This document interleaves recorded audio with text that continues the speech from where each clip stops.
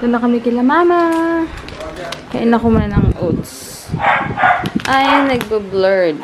Fresh na anak ko. Pinaliguan ng lolo't lola. Nauna siya dito eh. Hello.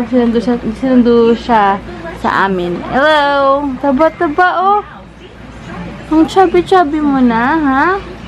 Ha? Nakatulog kami ni Hugo. Kakain muna ako. Tinola daw ulam. Kuha ko ng sarili kong ulam. Wait lang. Ulam. Ito, half kilo sa grocery, 150. Sa Divisoria daw, 120, isang kilo na. Grabe, diba? Pero masarap kasi gusto ko siya, kaya halang. Hugo, tulog na naman. Nakatulog siya sa shoulders ko kanina. Yan siya. Ayan, madali ang labas ako ngayon kasi mga hiwa-hiwalay nagbayad. Siguro nagkataon lang. Pero sabi ko next time, video na lang lahat. Punta muna kay Emily Villier, magbabayad ng tubig. Di pa ako nagbabayad ng tubig, 5 days ng delay. Kasi nga hindi ako nakalabas dahil dito lang sa Cavite nagbabayad, sa iba wala. So, mga punta lang kay LBC, Palawan, grabe. Kakapadede ko lang kay Hugo. Kaya okay lang siya doon. So, si mama ayaw ko yung sumama dahil super init na awa doon kay Hugo dahil baka nga magkabungang araw or what. Kaya ayaw nila sumaba. Kaya ginawa ko, pinadede ko muna tapos mabilisang alis na. Sabi ko, i-viber na lang ako pag umiyak or kung anuan. Sa bagay, dyan lang naman ako. So, later na lang, di ako nakapag-good morning, di ako nakapag-open ng vlog na maayos. Kasi nga kanina, natulog kami ni Hugo, pinatulog ko siya dahil super parang stubborn siya kanina.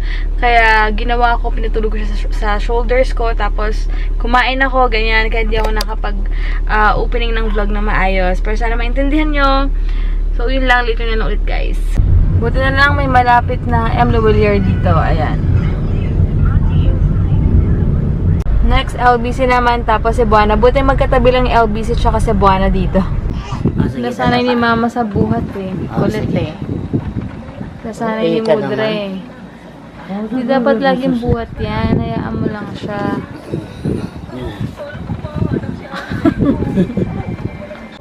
Kakato ang puti-puti ng kamay oh. Namumuti na yung kamay. Super puti. Nanonood na naman sa TV, oh. Kanina nanonood na sa TV. Layo mo yung ano. Puti, oh. Malabas na yung kulay niya. Ayoko magpahawak masyado kasi maramdaman yan. Eh, nag-milk ako. Meron pala akong biniling fresh milk. Tapos kakain kami na. Ano yan, Jel? Hi ka muna sa kanila. Hey, hi guys. Ayan, hi. Ano yan? Chef Tony's Creamy parmesan pala yan. Tulog namin. Ayan, tulog na tulog. Yeah, hindi pa rin yung pictures. Hanggang ngayon? Bala ko, umaga sa inyo. Baka forever na.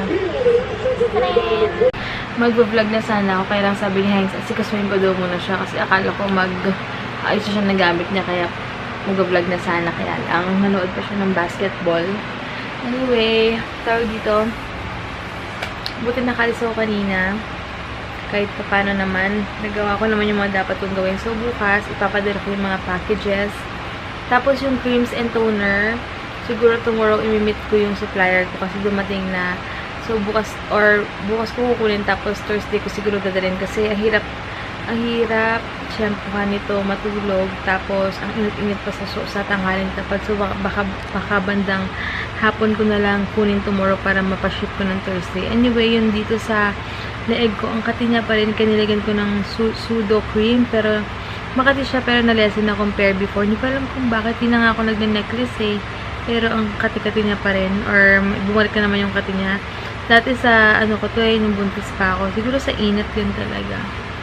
Yung anak ko, sarap-sarap ng tulog yung.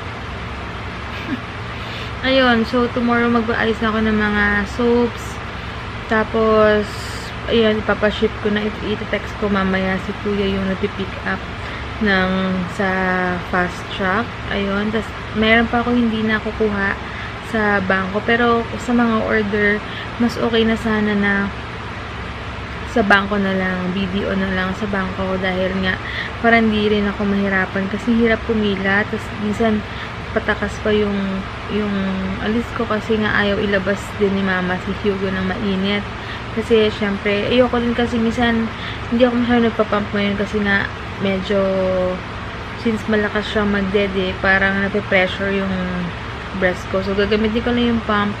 Useful siya kapag may lakad o kaya talagang kailangan ko siyang iwan na may puntahan ako. Pero yung dito lang naman, as much as possible, mas gusto ko na direct talaga siya sa akin. Kasi tsaka nakakamiss din talaga kapag minsan nga 2 hours siyang tulog. Sabi ko nga sa inyo, nakakamiss. Parang gusto ko siyang gisingin. Iba yung feeling na magka skin to skin kayo, tapos dumidede siya, tapos makikita mo na parang nakita mo yung development. Nakakatuwa lang talaga. Ngayon hindi ko napapansin na lumalaki na pala siya, na bigla lang siyang tumaba ng gano'n. Kasi diba, nung pagkalabas niya, super liit niya. Tapos pag hinawakan mo yung kamay niya, bones agad. Tapos wala man lang, kung may fats man, hindi gano'n ka sobrang taba. Pero ngayon, ibang-iba talaga. Pinaka-favorite kong part ng araw is morning. Yung pagising ko. Tapos magkita ko siya na umiiyak, super cute, na helpless, tas bungal. Kaya nakakatawa talaga ako. Ayan o. Iba-iba itsura niya. Minsan parang kamukha ni Heinz or kamukha ng lolo niya sa side nila Heinz, si Sandra. Minsan nakakatuwa nga, iba-ibang mukha. Pero malaman natin ilang buwan. And happy ako kasi lumalabas sa tunay niyang kulay. Pumuputi-puti na siya. Lalo na yung sa braso niya. Kitang-kita mo na. Iba na o. Bata pa. Ang inaantay lang namin kung kaninong nagmana ang bone structure niya. Kung sa akin na maliit or kay Heinz. Kasi si Heinz, di ba, medyo malaki yung bone structure niya. So, ayun, may imimit pala ako sa SSS soon, malapit dito. Excited na ako. Dahil asikasuhin ko na yung sa SSS ko, di ba, nag-contribute ako ng ilang buwan. May makukuha ako doon kahit papano, sayang din naman. Tapos magpapa-SSS ID ako. Libre pala yun pag first time ka kukuha. So, para hindi rin masayang yung punta namin nung magpapagawa na rin ako. Yun lang, guys. So, siguro tomorrow na lang. Yun ang ginawa ko sa araw na to. Wala masyado. And yung sa intro ko pala, sayang kung maganda sana yun kung maraming videos na ilalagay. Kaya lang 2 lang yung maximum nila. Ay yung kinmaster na editor ko. Kaya okay na yun. Yung newborn pa lang si Hugo. Kagabi ko yung ginawa habang hindi ako makatulog. So, yun lang, guys. Tomorrow na lang. Thank you so much pala sa mga nag-PM sa akin, sa mga nagbibigay ng tips, advices, etc. Maraming salamat. Malaking tulong yun sa akin. And sa mga laging nag-like nagko-comment sa mga pictures, sa bawat upload, maraming salamat. Hindi ako makapag-shoutout ngayon dahil nga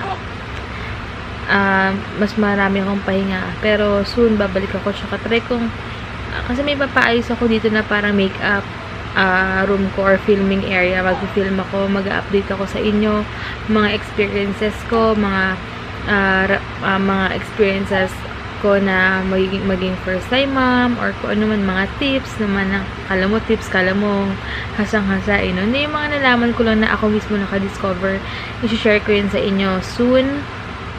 Magpapagawa lang kami ng parang filming area dito. Di ko alam kung saan bandang part sa labas ko namin ipapagawa. Tsaka yung vanity mirror ko, may ipapagawa kami doon, parang naka-fix na siya na may cabinet konti. Yung parang sa mga SM, yung nakita ko before. Ewan ko kung nanonood kayo ng vlog before, may nakita ko sa SM South, ay sa SM Bacoor, na parang nasa vanity, ano siya, anong tawag doon? May standing vanity mirror niya. So, yun yung balak namin ni Heinz. Tsaka gusto niya talaga kagawa ng filming area talaga. So, check natin. Pero ngayon kasi, magre-recover muna ako. Tapos, iayusin ko muna yung tulog ko dahil tigyan na may eye bags ko. Kaya, lagi ako nakasalamin. Guys, kung napapansin nyo, hindi ko to tinatanggal. Dahil, sa mata ko, ang pangit talaga ng eye bags ko as in. So, yun lang. Pasensya na, yun ang ginawa ko ngayong araw na to. Bukas na lang. Bukas, balitaan ko kayo. Thank you so much for watching, guys. And God bless. Bye! Sabay na simula si Hugo. Good night, guys. Oh. Habol ko lang. Thank you so much, si Sans. Nasa Baguio sila. Sabi niya, nabili daw niya ako ng peanut brittle. Hindi ko yun na-expect. Thank you so much kasi nag-marathon daw siya ng vlog ko dahil sobrang nag-crave daw ako ng peanut brittle. Kasi nga, di ba, nung buntis ako, may nagbigay kay Daddy Dags na maliit na peanut brittle. Eh, sobrang legit na galing Baguio, di ba? Alam naman, sobrang sarap. Tapos, ang konti lang nun, maliit lang. Tapos, parang, nabitin ako sa peanut brittle yun. Tapos, mga peanut brittle na nabibili dito, di ba? Puro maliliit, hindi ganun ka-quality. Pero sa Baguio talaga legit. Tapos, kaya ako in-avoid yun dahil nga buntis ako, di ba? Iniwasan ko dahil ayoko magka-diabetes or diabetes. Kaya thank you so much, Sis Sans. Napaka-thoughtful talaga ng babaeng yan. Talagang isa rin yan sa mga kaibigan ko na kung kaya niyang i-share niya talaga. Kung meron lang din naman talaga siya. Maraming salamat, sis. And enjoy kayo. Belated happy birthday kay Kuya. Kay Kuya talaga, no? Kay Kuya talaga. Nakalimutan ko yung name yung asawa niya, pero belated happy birthday. Enjoy kayo dyan sa Baguio. Hindi ko gumagalaw-galaw.